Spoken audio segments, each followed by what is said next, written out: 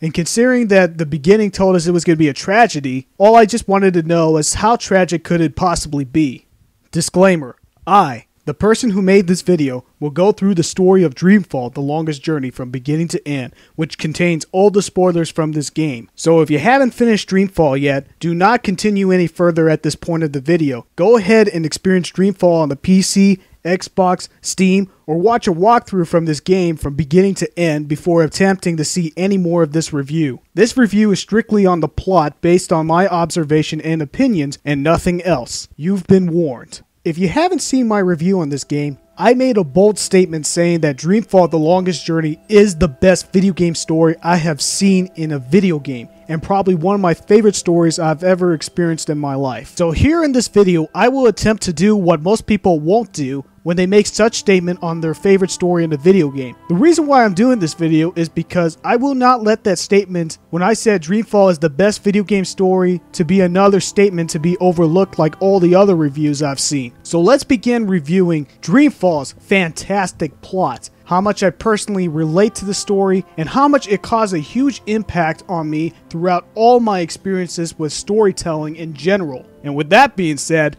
that's saying a lot. The story opens up in Dreamfall where the game eventually ends. Our main character is lying in bed in a coma with her father sitting on a chair, having his hands covering his face for such a tragedy happening, just waiting for her to awake. This adds a third dimension to the story, indicating that no matter what happens, this is where the game will end. It doesn't tell us yet why she's in a coma, otherwise the adventure is already spoiled and ruined, but rather the main character of the story narrates how it all began. All she's making is an introduction about herself and her life, and how such a tragedy has happened. And for all the people who kept saying that the ending of this game is the worst ever, I hate to break it up to you, but you should have noticed it from the beginning. If you were expecting this to be another cliche good ending like almost every other video game I've experienced, and then suddenly when you reached to that point and got utterly disappointed, then perhaps it's your failing to even realize it from the start. This is perhaps few stories like Citizen Kane that show the tragedy from the beginning, and there is no other way it could possibly end well. And I was so relieved that the storytellers here told us that it was going to be a bad ending, so that we can be all curious, how did it turn out this way, rather than looking for another typical happy ending. This immediately brings our curiosity to take place, and it gets better and better as we go along.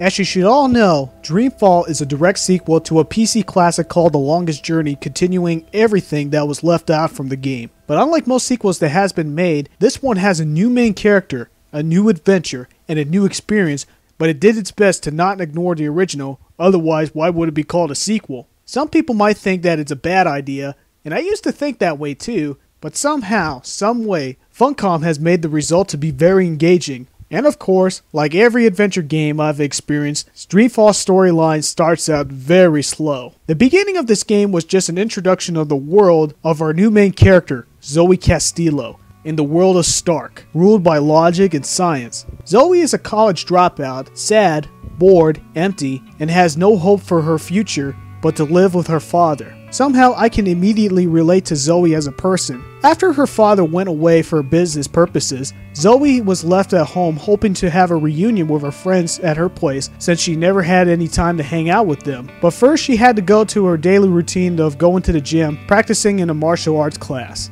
But suddenly, there are these random appearances of a little girl showing up on almost every television screen Zoe encounters. This little girl is the plot device of everything that's going to happen in this plot. This little girl is the most important characters of the story because later you will find out that she's more than just a messenger to Zoe telling her to find our last main character, April Ryan, who mysteriously disappeared at the end of the first game. But Zoe is the only person who sees these appearances of this little girl who keeps showing up a lot on these screens she encounters. Who is this little girl, and why did she try so desperately to make Zoe to meet up with April? That answer will be shown by the end of the story. After seeing these little girl appearances, she tries to pretend nothing happened and goes back to her own reality. Then her dear ex-boyfriend Reza gave her a call to meet up. Reza is a journalist who's on an investigation on a big story, and this is where the story finally starts moving. He didn't tell Zoe what it is, but he got her involved by asking her to do a big favor. That favor was to visit a company called Jiva, and to find a woman who ran the business named Helena Chan and pick up a package from her. Since Zoe's father is gone for a while, she couldn't hesitate of helping Reza. She has plenty of reasons why she decided to help, because all she wanted was to have a purpose in life of doing something different for once. And still, after their breakup, she still has feelings for him. Then things became out of the ordinary when Zoe visits Jeva, and the whole place was taken over by an unknown organization, which we will soon find out. Helena Chen was kept hostage in a chamber filled with poisonous gas. After one of the henchmen fled, Zoe jumped in to rescue Helena, getting her out of the chamber. Helena was in a hurry, not giving Zoe any explanation. With no time left, both of them got out of the building, and Helena gave her what she came for, and was never seen again. After what Zoe had witnessed, she began to look for Reza because she suspects that he's endangered as well. Thus, she hurried back to Reza's place, and more things became out of the ordinary, having a cat running around in the building, signaling that the door of Reza's apartment was open. There, Zoe found a mysterious woman laying on the floor, dead, having a device attached to her. Then that same little girl appeared on Reza's television screen, showing that the police are coming. But with very little hiding places, she was caught and arrested, and then interrogated. The police not only interrogated her, they also blackmailed her, which she could not refuse. So they asked her to find Reza or else. But Zoe was still looking for him, not because she was doing what she was told, but she still is worried for him.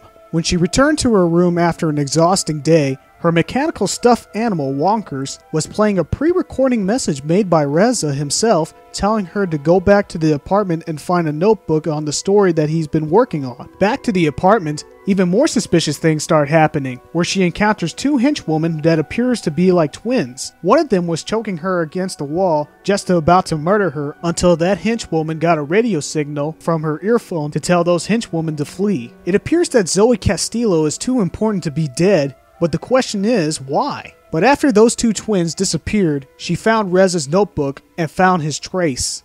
Our next destination was Newport. Newport? Holy shit! We're going back to April's neighborhood! Without hesitation, she followed him. But where she was going was to unfamiliar territory with nobody there that she knows of. So anyone who knows of Reza is the one who she will trust. And after a long trip, she finally found a man named Charlie and knows Reza by the codename of Jericho. Charlie offered her a place to stay, but Zoe was too eager to find Reza first. So in helping her out, Charlie gave her the lead to Reza, leading her to a border house which no one would speak of. Without showing any fear, Zoe sneaked into the building and found even more mysterious things happening there, with bloodstains in the basement and the little girl continuously appearing on the screen she encounters, again telling her to find April Ryan, giving her the direction to go to room 201. Yes, this is the same room where April Ryan lived at. Exploring the apartment, Zoe found out that the place has people who are hypnotized by the same device that was attached to the same mysterious woman in Rizzo's apartment. Suddenly, this device has become the biggest part of the mystery behind the story. Then finally, she got into room 21 and found a picture of Charlie and two other girls. But suddenly, the official owner of the room came in and found Zoe. She calmed a man down named Marcus and told him that she knows Charlie. Then all of a sudden, he got excited and decided to let her go under one condition: to let himself in that bar that Charlie owned, because not that many people are invited to be there. Agreed to do what he requested, Zoe returned to the bar and asked Charlie about the picture she found. Shocked to see the picture again, Charlie recognized that it was his girl Emma and their missing best friend April Ryan in the picture. Yes, this is the same Charlie and Emma from The Longest Journey who were close friends with April.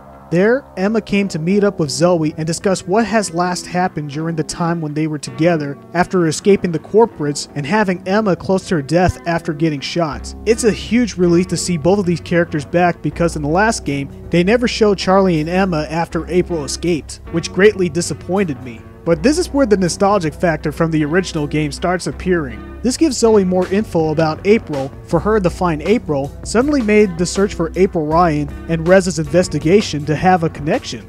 Both Charlie and Emma told Zoe everything that they know since their separation with April, acting strangely about those two different worlds between Stark, where they are at, and Arcadia, the other world ruled by magic, both existing in parallel in the balance between each other. What I like about the conversation with Zoe, Charlie, and Emma is that Zoe is not silent about the little girl's appearances, and whenever there's a hallucination with the main character, they never bothered to share it with another character. Usually the character acts like nothing ever existed at all. But here, I find it a breath of fresh air to finally see a character not afraid afraid to say what just happened, even if it makes her look crazy.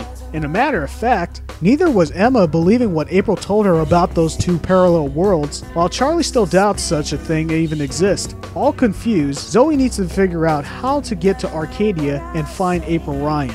Moments later, Marcus showed up, happy that he finally got a chance to finally be at Charlie's place. But suddenly he brought in those two same henchwomen from Rez's apartment to knock her out and put that same device on Zoe. Suddenly this device that is now attached to her is shifting her to another world. There she enters and finally meets the little girl. But the little girl didn't want her to stay, so she teleported Zoe to finally in Arcadia. After a long adventure, Zoe has finally reached to Arcadia. From there, Zoe began asking a lot of people if they know April Ryan and where she's at. But this has caused a lot of attention in the streets, having one of April's followers to capture her and take her in of suspicion of Zoe as a spy. Then finally, April confronted Zoe and was shocked that Zoe was from Stark and not from Arcadia. From that moment on, both of those two made a conversation about everything since April's disappearances from Stark. April no longer has the ability to shift like before, and since Zoe is the only one for years that was from Stark and made it to Arcadia, April suspects that she's a shifter, and also tries to keep the topic of Stark from her gang and wants to remain in Arcadia. And for those who wants to know why she's this stubborn is because for various reasons. In the longest journey, she almost got her friends killed, and there were a lot of people that were a dick to her. It's unknown if she's still a wanted criminal from the corporates, but those are huge reasons not to return. So where would you find a better place to be at? A place where it was a hellish nightmare for you, or a place to start over again?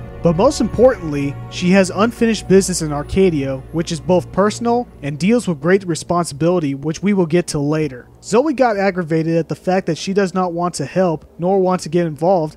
April convinced her to calm down and help her shift back to Stark. April got her gang and tried to figure the shifting out. April suggested to hypnotize her in order for her to shift. At one moment, the hypnotizing didn't work until instantly she vanished. This was an unusual shift because every time when April shifts, there's a giant teleporter, but for Zoe, she instantly disappears, which causes an alarming situation for April. The question now is, where did Zoe go? Before we get to where Zoe is at, we're being introduced to a new character named Kian Avalan, who is a master swordsman who resides to the holy city of Sadir. He has pledged his life to the 6 empresses of the Azandi and their goddess. So what's the purpose of this character? He's the one character that shows the other side of the conflict in Arcadia. Though April is on the rebel side, this perspective shows an extra dimension to the story by showing us what Arcadia is up against, because it's impossible for our heroes to know what's going on here. Having Kian to play a big part of the story shows us more of what the heroes can't witness or explore, and show the audience more of the universe of Arcadia.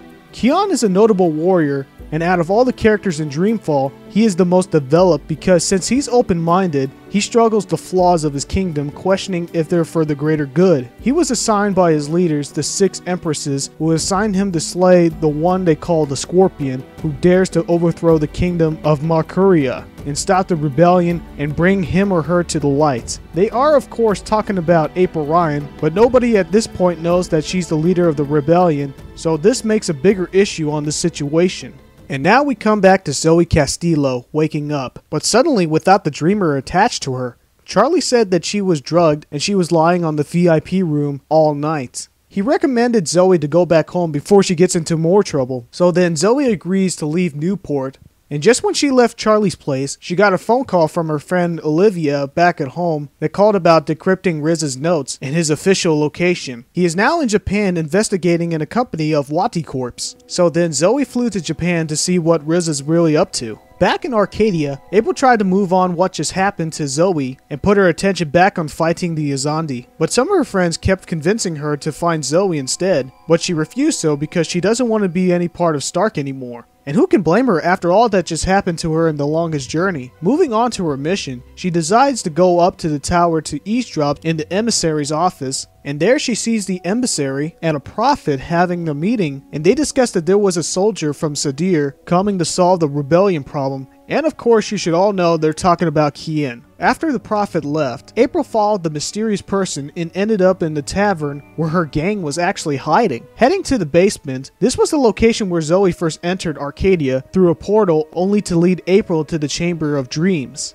Arriving in Japan, Zoe headed to Wati Corp's headquarters where her friend Olivia said Riza was at. But since this company is huge, it would be foolish just to walk right in there, so she blended into one of the building's janitors, going past through security. There, she ended up meeting one of the workers of Wati Corp's and a good friend of Reza, helping him on his case. This man was Damien, and he told Zoe that he was working at Wati Corp's to spy and fight against the company's biggest scam with Reza. Zoe told Damien about one of their people, the woman who died at Reza's apartment, was attached to the device. Damien was alarmed and told her what exactly the device is. The Dreamer. It's a device that lets you dream anything that you got a mind to dream. This was what Wati Corp attempted to make televisions and movies to become a thing of the past, making people to use the Dreamer to actually have a bigger experience. But in actuality, it's just one big thing that brings people to Arcadia, which is the reason how Zoe got into Arcadia to begin with. And the Dreamer was to be on the market in a couple of months, but Damien realized that there was a huge problem with the Dreamer, that it was hacked by a little girl, and the statics of those Dreamers operates wasn't the cause,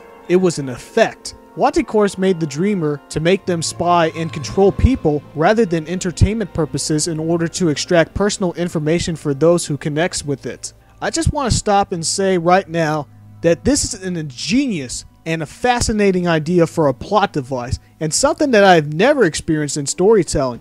Just think of all the possibilities and chaos Arcadia is going to have with the people from Stark using the Dreamer to ruin another dimension, and also ruin the balance between the both worlds as well. Remember the balance in The Longest Journey, where it was just April Ryan jumping back and forth from Stark to Arcadia just to save the balance? Well, this has become a new and more original threat of endangering the balance than ever before. As far as we know, Wati Corp knows nothing about Arcadia, but this gigantic scam of controlling people once using it is just downright evil. All we need to know is who is responsible of making the Dreamer. Since Zoe is involved, she does what Damien instructed in order to stop the static from the Dream Core causing any more damage, which is almost like a suicide mission. After inserting a worm in the biological computer, the Dream Core stopped the static of the Dreamer and caused an alarm to the scientists who are working on the project and the CEO of Wati Corp, Samantha Gilmore.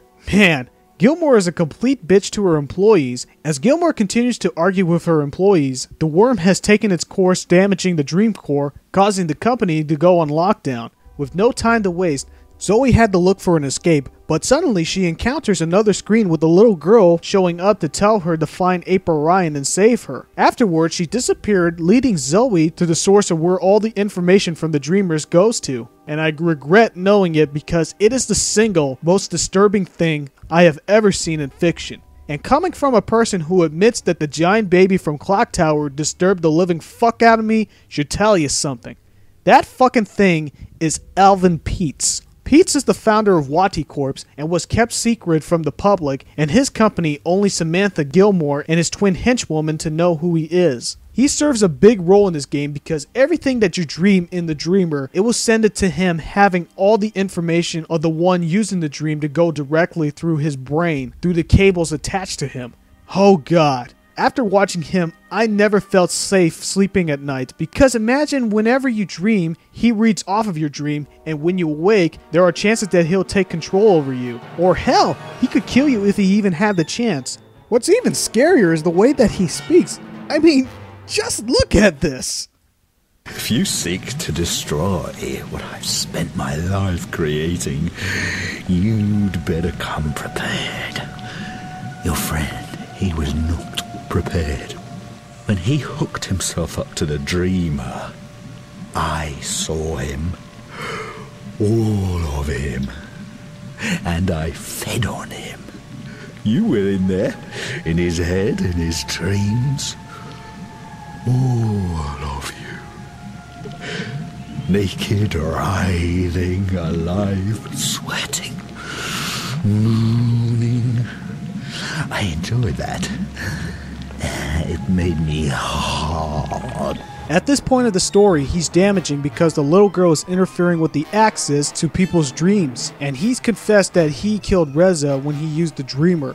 It's either that he's lying just to get to Zoe, or he's telling the truth. Seeing that he could tell Zoe was lying to him when she's disguised as a janitor, I know that he wasn't lying. So deep down inside, I know Reza's dead. but for some odd reason, he can't get access to Zoe's dream, which was the reason why the twins drugged her and attached the dreamer to her. Zoe was considered a different type of dreamer, which cannot be connected, but rather she can travel on her own in Arcadia. And now, knowing that Reza is dead, she had to flee from Wanty and try to get back to Arcadia. After escaping from that god-awful place and made everyone lost her trace, Zoe was invited a place to stay at Damien's only to tell him what has happened, and then they discovered that they really like each other. Back in Arcadia, April resumed her plan to attack the tower and met an old friend from The Longest Journey, Brian Westhouse. Remember him from The Longest Journey? April is not the only person who jumped ship from Stark to Arcadia. Finding him will help April to find the Guardian in the library to see if they could help her. Meanwhile, Kian has arrived to begin his search for the Scorpion and bring him or her to justice. He already started to have some conflict with the commander, who distrusted him with him trying to interfere and get involved with his mission. The commander was ordered to work together with Kian, ordered by the emissary, agreeing both of them should resolve their conflicts with each other.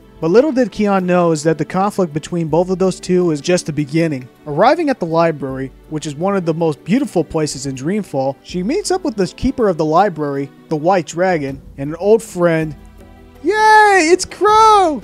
So then they travel to the location where the Guardian is at, telling April that there are more people coming from Stark to Arcadia through dreams. But the Guardian doesn't know if the balance is in crisis or not, so he says that she is no longer needed and must let things go. You know, it's kind of confusing to hear that from the Guardian, and it seems pointless to have the White Dragon to tell April that she needs Crow, and then told that she's no longer needed. But for some odd reason, this became a test. Back in Japan, Zoe woke up having Damien waiting for another plan to act, but she couldn't just wait. So she decided to talk to the little girl and see what she could do in Arcadia to find April and convince her to help her. Damien believed her about Arcadia and was confident that Peach won't go inside her head using the Dreamer. So then she got the Dreamer attached to her and entered Arcadia. When she entered Arcadia, she was arrested by the Azandi guards for suspicion of using magic and for actually being the Scorpion. Immediately, Kian went to see her only to realize that she was not the Scorpion, but rather an innocent bystander.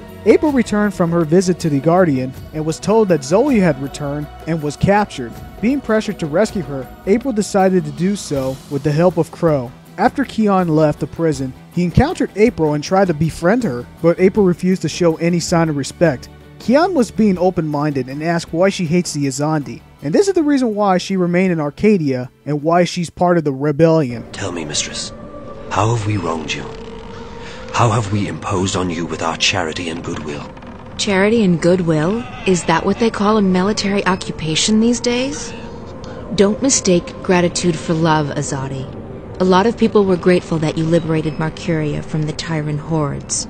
Others are grateful for what you've brought with you: technology, airships, exotic goods, increased trade. And your soldiers, they've made the Northland safe against our enemies, and Marcuria's streets secure to walk at night, as long as you're human, of course. I'm embarrassed to say there are even those who are happy you've rounded up all the non-humans and stuck them in a ghetto. So sure, there are those who are grateful and those who have gained a lot from your presence here. As for the silent majority, well, who wants to rock the boat when there's food on the table, a roof over your head, and a job to pay the bills? But ask those who are no longer allowed to speak their minds, to walk the streets, or to practice their religion. What do you think they'll say? Ask a Sentinel Minstrom, if you can find one, what they felt when you leveled their holiest shrine to the ground to make room for your tower. Ask those who've had their homes raided and destroyed because they weren't born human, because they practiced magic, or because they didn't worship your goddess. Ask the Dolmari or the Zid about being forced to relocate and live inside the walls of the ghetto while they await an uncertain fate. Do you think they will sing your praises? Do you think they've bought into the whole charity and goodwill song and dance? You came here under the pretense of liberating us, but instead you've imprisoned us. You've taken our sovereignty and you've taken our faith. You're even trying to take our individuality away. You want to make us into you. It won't work. In the end, people won't stand for it. If you hadn't come to our lands, we might still be homeless, hunted, hungry, but we'd be free. And freedom, Azadi. Freedom is worth a lot more than you will ever know. That is just more than poetic. That is biblical. I give Funcom an A+ for giving so much effort for the dialogue. After the confrontation with Kian, April managed to get Zoe out of prison. But unfortunately, April told her that she's going to leave her, and not to help her at all, based on what the Guardian has told her, and her official decision to not help Stark anymore. Disgusted by the way April acted, both Crow and Zoe has left and saved the two worlds without her. So they meet up with Brian Westhouse to fly to the South Gate. Meanwhile, Kian raided the tavern to find the rebellion hideout. One of April's friends, raided and blackmailed by Kian to spare the rebel's life for the Scorpion. The blackmailed friend did not tell who exactly the Scorpion was, but promised Kian that she'll lead him to her destination. He gave his word, and now April is in danger. Arriving at the library, the White Dragon told Zoe that she can get by home and then instantly once again disappeared. But she didn't wake up realizing that she's in Japan, but instead she finds herself still in Arcadia, but in a different location. There she found April Ryan, but April didn't see her. April had a lot in her mind trying to feed the people at the rebels' hideout, and then her friend that was supposed to remain in Marcuria said that there was a messenger that wishes to see her. Of course, this was a trap. April was shocked to find Kian, and he as well was shocked to see April as the Scorpion. He had no strength to harm her because he saw her point of view against the Azandi and realizes that she was right. And for once in his life, he questioned the empire he served and realized that his goddesses made him destined to see April and knows the evil ways of the Azandi. Then it happened. The commander followed Kian with his army of Azandi invading the rebels' hideouts and to take April. Seen as treason, the commander has given Kian a chance to prove his loyalty by slaying April. At this moment, Funcom has given us another biblical speech from April Ryan. I am the Scorpion. Do you honestly think I fear death? I've faced it countless times and I've never blinked.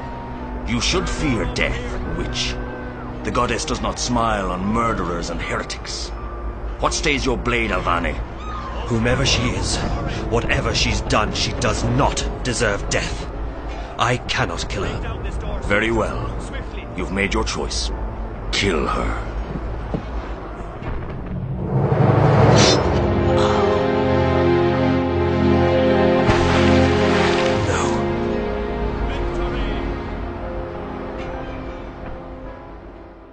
I was so shocked to see something this epic, this memorable, and this twisted to see that April Ryan just got killed right before my very eyes. Before her time was up, she showed an emotional hatred towards the Azandi Empire, and even on her dying moment, she showed no fear or regrets towards her demise because she stood what she believed for and she died what she believed for. She believed nothing, and I mean absolutely nothing, but for the rights of freedom for everyone. This is something that brings a lot of meaning to that memorable speech by Patrick Henry, "Give me liberty or give me death." And that is something that the Azandi Empire could not take away, no matter how powerful the Empire may be. There was no sign of her body as soon as she fell in the water, but I have one big reason why I believe that she might still be alive. Don't you guys remember in The Longest Journey where she was able to breathe underwater? Well, considering that how deep that stab was, I don't think it was actually that survivable. But I digress. April's friends took Zoe and tried to make her return to her world by making her fall asleep like before. They succeeded in making her disappear and leaving Arcadia, only to have our remaining friends to die during the invasion and only to have the rebellion location to burn to ashes. This means that all the plans of destroying the Empire is corrupted, and this is unfortunately the conclusion of our story on Arcadia. I'm tempted to say that it disappointed me, but never have I seen such a devastation that the shock value for me was through the roof. Just imagine everything that you know and love from The Longest Journey and explodes right in your face in Dreamfall. This probably made many fans of the series to grow hating on this decision, but the way I see it, this caused an original effect to the audience. I mean, how many other colossal corruption happened to a certain series that carefully constructed it so well and destroyed it all effortlessly? This is something that many consider that should never happen for any series, but I'm glad that Dreamfall actually has the balls to build everything up in original and destroyed it all in the sequel. They didn't rush it, just to do it. Instead, they took a lot of time in making us care and causing such a devastation for making us react so emotionally. And that's something that George Lucas failed to do in his Star Wars prequels. Afterwards, Zoe woke up in Japan only to have a message that Damien wanted her to leave, and found out the source of a little girl that keeps appearing is coming from an abandoned factory. There she found a chamber decorated into a children's room to figure out that this is where the little girl used to live at. So it's about time to know, finally, who this little girl actually is. Or should I say, was. The little girl's name was Faith, and she was a Wati Corpse experiment facing serious illness, and there was nothing that the workers could do since they were not allowed to cure her. Faith was a byproduct of the research, used for testing hallucinogenic drug Morpheus, which is part of the Dreamer technology. Day after day during the experiment, her illness got worse because the overdose kept killing her. The workers were forced to keep on with the unspeakable experimentation, just doing their jobs, only to lead her to her death. After receiving an overdose of Morpheus, Faith died, but transferred her conscience to the DreamNet mainframe. Her soul was left between Stark and Arcadia, only to interfere with any connection between them. And for many years, she was all alone. Nobody to take care of her and barely anyone to communicate with. Between both of those worlds, she created her own world. To me, I think Faith is probably one of the saddest characters I have ever encountered. And to see something this hard to watch right in a video game should tell you something, that this is really emotional stuff. And I couldn't believe that the emotion rate of the story is just so high, it's hard to resist not holding a tear. After knowing Faith's history, there was nothing more that Zoe could do. Returning home to Casablanca, out of nowhere her father called in, worried that she disappeared, and was ashamed that she lied to him about everything that she went through. And you can't blame her father, because if they didn't care, then Zoe's dad wouldn't be a father. After a tremendous loss of the failure of overthrowing the Azandi Empire, and to stop Wati Corpse, Zoe went up to her room with no hope at all. But out of nowhere, she found Helena Chan. Remember her and Jiva? She confessed that she tracked Zoe everywhere she went, and she was part of the Faith Project. Ashamed of what she has done, Helena asks Zoe to do just one more task, to go back and stop Faith. She wants to stop Wati Corpse from releasing the Dreamer and do any more evil, but her solution was to stop Faith will cause the network to shut down once and for all. Zoe agreed to stop Faith and end her misery. After Helena helped Zoe to put on the Dreamer, she finally entered the Faith Zone. Finally, all she could do is to comfort her and make her fall asleep. It was extremely sad to see such a pitiful soul that just wanted Zoe to help her out, believing that they were sisters, only to have to end her life. It's so sad because there was never a single moment for Faith that she was happy, until she finally spent time with Zoe at her final moments. But once she falls asleep, her soul forever disappeared out of existence. To me personally, words cannot describe how emotional I was right after witnessing myself crying for the second time in a video game. Faith was a mysterious character, and we all desired to learn more about her.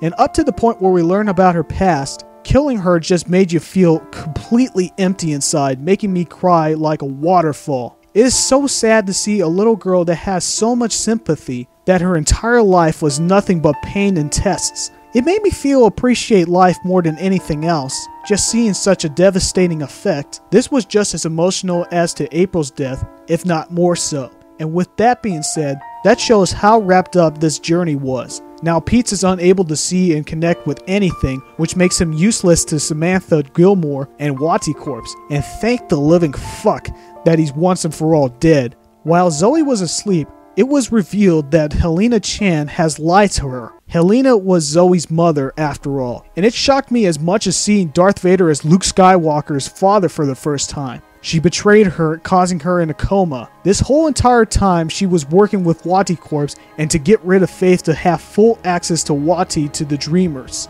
Even though we don't know anything more about it, but the balance between Arcadia and Stark must be breaking up because the users are abusing the privilege of shifting both worlds. And we are left off from where we started at the beginning of the game, where it opens as the ending. Zoe in a coma with her father, feeling devastated that he has failed to protect her. Then Reza showed up to pay a visit, but the ghost of Zoe, looking at both her father and Reza, trying to tell her father to be careful because it's not Reza. So how do we know that? because Pete's killed him, remember? But for some odd reason, she's able to shift back and forth to Arcadia and Stark, just without her physical body with her. And now she's talking to this mysterious person from the beginning of the story, having Zoe to tell us no matter what we plan of doing, it's better to do it, and it doesn't matter if you succeed or not. What matters is that you served a purpose, and that's all that matters. And all that was left was an Alfred Hitchcock-like ending, where the Dreamers were on sale, reported by the news, and that is where it all ends.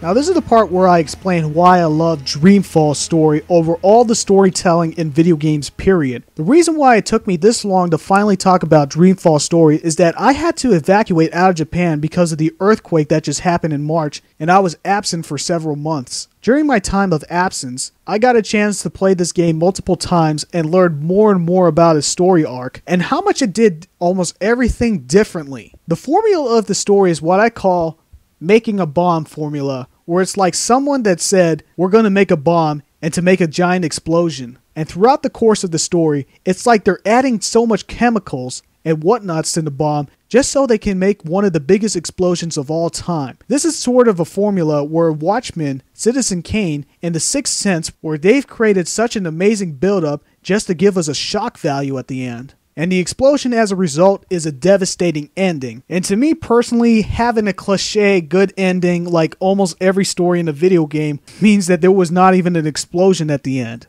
The beginning of Dreamfall deliberately said that the ending of the story is not going to be a happy ending, and if they didn't, then I probably would be as mad as hell compared to all the other people who were expecting it to be another happy cliche ending. Instead, since they've made such a tragic ending at the beginning, all I wanted to know is how tragic and emotional and how well told the story is. It was much more than just a tragic ending. It was everything that you know from The Longest Journey and caused an epic, devastating effect. Let's look at The Longest Journey and compare it to Dreamfall's story. To me, despite its amazing concept between the world of science and the world of magic, divided into a parallel universes, this is all exposition, too many subplots, and contains countless dialogue that just goes off the plot. There were so many instances where I just passed out just listening to these boring conversations April keeps making with other characters, which makes me very iffy with that 5 fingers I gave back then. Dreamfall didn't have to explain what was going on because everything has already been said in The Longest Journey, and it did not waste its time to go back and explaining for those who failed to even experience the first game first, but instead went full throttle with a brand new experience to make an amazing conclusion. I like the tragic ending here because it shows that not everyone is a winner, because when you see your favorite team or someone who struggles of doing something, they don't always win, and that's reality right there. But it's not the ending that made me appreciate doing something original and effective, but instead it's the game's build-up that was just pure killer. One moment you're confused, the other moment you're just pure happy, the other moment you're just laughing, and then the next moment you're just scared, angry, and then the next moment you were devastated and sad. But overall, it was intensified, without having any action in it. These moods and effects here is something that I rarely see in a video game plot because they focus too much on the gameplay. The problem about storytelling in video games is that the gameplay interferes with the plot. There can't be a story without cutscenes or non-gameplay moments where the player has to sit, watch, listen until he or she has to continue playing. Gameplay and screenplay are two different things that doesn't go hand to hand. It's either you have one moment or the next. Whenever I see an action game, you're not seeing a story, you're actually killing enemies and traveling a lot. It's only cutscenes and stop moments that actually tells the story. Storytelling is told by the developers and writers of the game, and the gameplay is controlled by the player based on what the designers programmed it. Unless that cutscenes has QuickTime events or conversation trees, which creates an alternative, and since Dreamfall's gameplay is perhaps one of the most mediocre you ever experienced, then it should be another reason why you should give a damn about this game, and it gives us more than enough room for storytelling by extending so much cutscenes, where we all have to engage every conversation made by each character and every action and decision they make leading to the story. Because technically, when you see games with storylines, all you're doing is either accomplishing a task, beating an enemy, or getting from point A to B just to see another cutscene on where the story is going to go next. Action to me is not storytelling. It's just moving from one aspect to the next, and the action only matters when you kill a major character. Telling a good story, you need character interaction, leading one or more characters to somewhere as the build-up and give us a conclusion, and that's something that killing enemies cannot really do. I'm not saying that action in interacting with our games is a bad idea.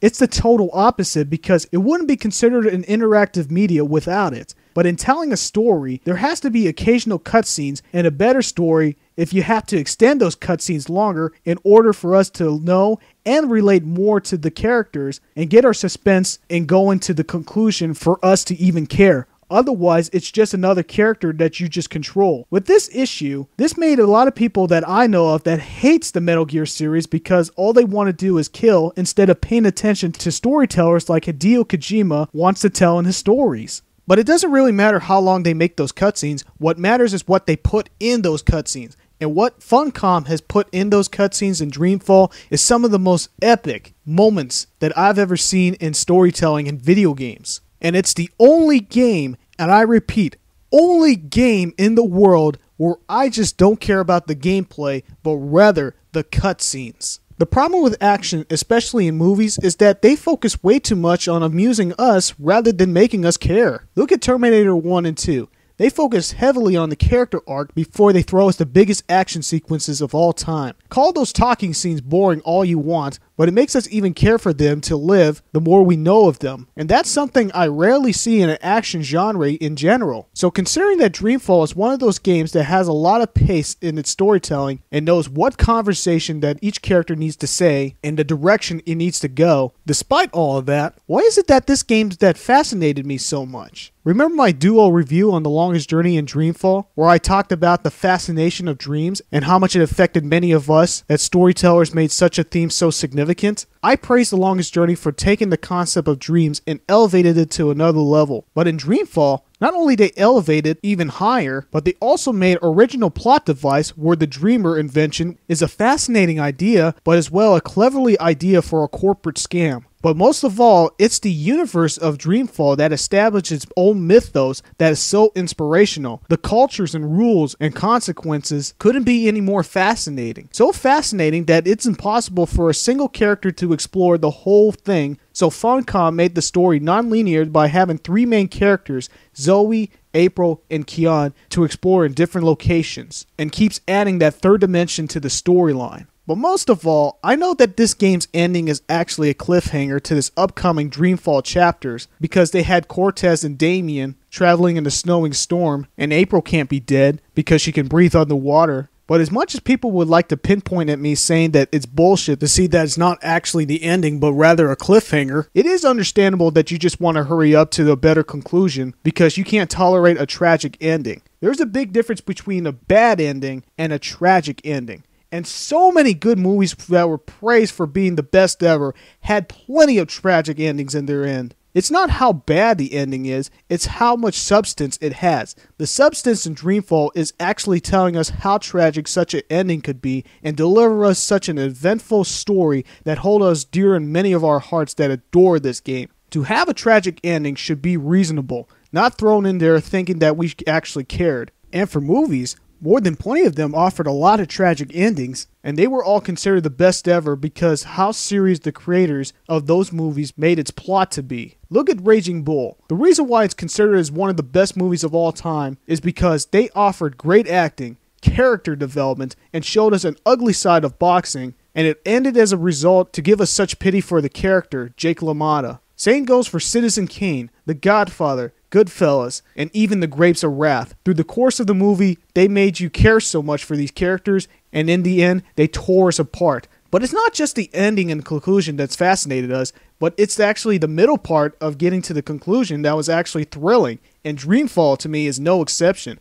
Not saying that every story needs to have a tragic or bad ending, but if you're going to go through that route, you might as well do it right. For other games that do it, many of them failed. There are plenty of games out there that has a tragic ending that are considered the worst is because they focus too much on the action, making the players to believe that they're going to be rewarded afterwards, but what they forgot is the extensive character development in order for us to forget about being rewarded and focus more about how much the ending means for the character. Other games like God of War 3's ending, a game that focused way too much on its action, actually has little to no substance with the ending. I mean, just killing yourself for this proclaimed vengeance didn't make sense at all. First off, if killing Zeus didn't exact your vengeance, what was even the point? And if killing yourself was actually the solution, then why the hell did we even bother to keep you alive in 3 fucking games? Probably if the creators gave us even more character development and less action, that we would understand it more. And I call bullshit because none of this stuff even make any sense. Dreamfall does, however, have a cliffhanger, but that's because they thrown in Cortez at the end, which is the only flaw I have with the story. And I'm pretty sure that there are plenty of people out there that are expecting me to say that I can't wait for Dreamfall chapters, but to be honest, Dreamfall The Longest Journey was so good that I don't really want a sequel. But instead, keep the tragedy as it already is. Instead, I want to keep following, learning, and adoring this game's story arc for all that it's worth. I learned the hard way to be careful for demanding a sequel because remember the Star Wars fans of the original were so anticipated to see the prequel and learn all that was untold and then got backstabbed by George Lucas's poor writing and so many other ruining moments? Anachlorians. That's something that I'm afraid that Dreamfall chapters would do. Try to appeal to a bigger crowd with too much action and rushing into the conclusion instead of giving us enough time with the story and adventure. Because if this game was released to the public today, where there's so many Call of Duty fanboys who are expecting action, then this game would be ridiculed for not providing enough action and satisfying brain-dead people who can't follow a simple storyline. Because since I finished this game back in 2006, it gave a humongous impact on me. Since I told a lot of people that this is my favorite story in a video game, a lot of people try to convince me otherwise, then telling me that there's another game that had a better story. So many of those games I checked out by these certain recommendations, and what many of those games lack in its story is a shock value, epic dialogue that bring more meaning than the action itself, and the conclusion like any other. The reason why Dreamfall is nowhere close to my top 10 video games is because it lacks gameplay. And that itself is a weakness in replay value, but at the same time, it's its own strength for telling a good story. And another thing about action games is that it's really hard to suspend your disbelief sometimes. It seems like they do so much impossible and there is barely any consequences or any vulnerability to one character. And they seem to be unstoppable, when in reality, when you actually do this sort of things, you're actually going to be dead. I don't think that there's any more that can be said about Dreamfall and my personal opinion on this very game. I'm not saying that your favorite video game story sucks compared to this, because telling what your favorite story is subjective like art. Some wants romance, some wants horror. Some even wants to have just fighting, and some just wants drama. All I wanted was an original concept on dreams that doesn't confuse the living hell out of me, and that's what Dreamfall delivered so well for me. The question now is Dreamfall actually my favorite story of all time? To tell you the truth, it's one of them, but not my favorite of all time. My favorite story of all time is the Moses story, the Jurassic Park novel by Michael Crichton, and my number 1 favorite movie of all time, which I'm going to reveal soon. But as far as video game stories goes, this one here is the best that I encountered, and at this point in my life, I will continuously revisit the story and enjoy a very compelling, magical, thrilling, adventures ever seen in fiction, and nothing more. The end. But these things often pass, and for you, they just wouldn't last. So I was first to know when you had to go, but nothing hurts now. That didn't hurt before, so I won't pretend that it was the end of the world. Nothing hurts now. No, nothing hurts now. That didn't hurt before, so I won't pretend that